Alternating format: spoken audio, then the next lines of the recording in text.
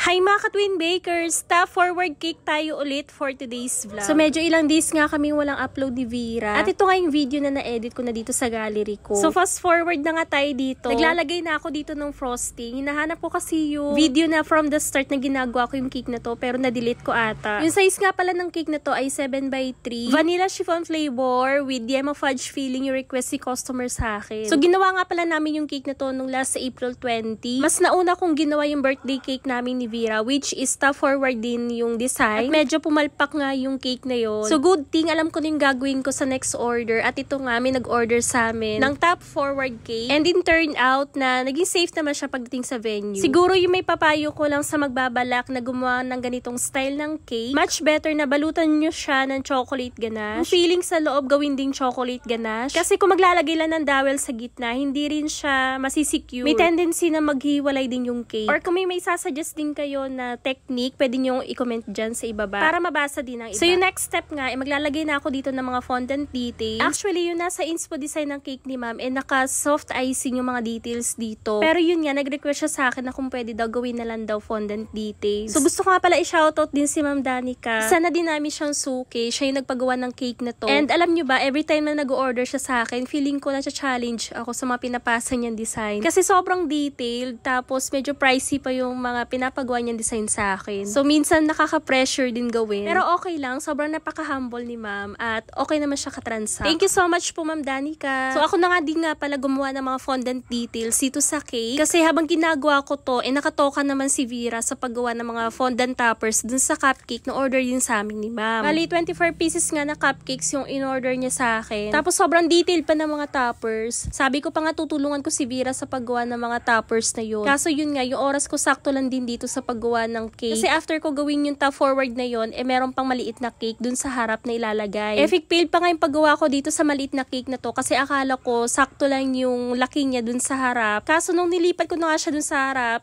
medyo napalaki ko nga yung paggawa dito. Kaya for the ulit na naman ako dito. O diba, tignan nyo, medyo napalaki yung paggawa ko dito. Hindi ako nasasatisfied doon sa size ng cake kasi tignan nyo, medyo natatabunan nga yung cake sa likod. Siguro nasa 2 inches nga lang talaga yung size ng cake dito sa harap. Saktong-sakto lang yung size niya. Tapos yung height ng maliit na cake na yan, siguro nasa around 1.5 inches. Medyo pa-vintage nga yung design dito at sobrang nahihirapan ako maglagay na icing. Sana inusog-usog ko pa banda sa likod yung malaking cake. Siguro kung ipipresyo ko yung ganitong cake, siguro nasa around 2,500 na siya. Soft icing with fondant detail. Kasi medyo matrabahoso din siya gawin. So sa last detail nga ng cake na to, naglagay lang ako ng name ng celebrant. Gumamit lang ako ng edible glue para mapatayo ko yung mga fondant letters. Kaya nag-request nga din pala sa akin si ma'am na lagyan ko doon ng number 1 dun sa maliit na cake. At ito na yung finish out look. Sana may magpagawa ulit sa amin ng ganitong top forward cake pero iba naman yung character. At dito nga for the lagay na ako ng mga fondant toppers na ginawa ni Vera. 24 pieces tong in-order sa akin ni ma'am. At piniresyohan ko nga to ng 2,000 para sa 24 pieces na cupcakes. So mga 3 hours nga lang pala to ginawa ni Vera. Pero sulit na din kasi sobrang cute ng pagkakagawa niya. Sana nga sapian siya ng kasipagan at may upload niya na yung paggawa ng mga fondant toppers sa to. Sobrang thankful ko din kasi safe at buo nakarating sa venue yung cake na to. Kasi grabe, sobrang init ba naman ng panahon ngayon. Sobrang fragile na mga cakes. Buti na lang nandyan si Whip It na sobrang trusted na din namin gamitin. At hindi ka ipapahiya. So yun lang guys, sana nagustuhan yung cake vlog natin for today. Thank you so much for watching. Ingat po kayong lahat.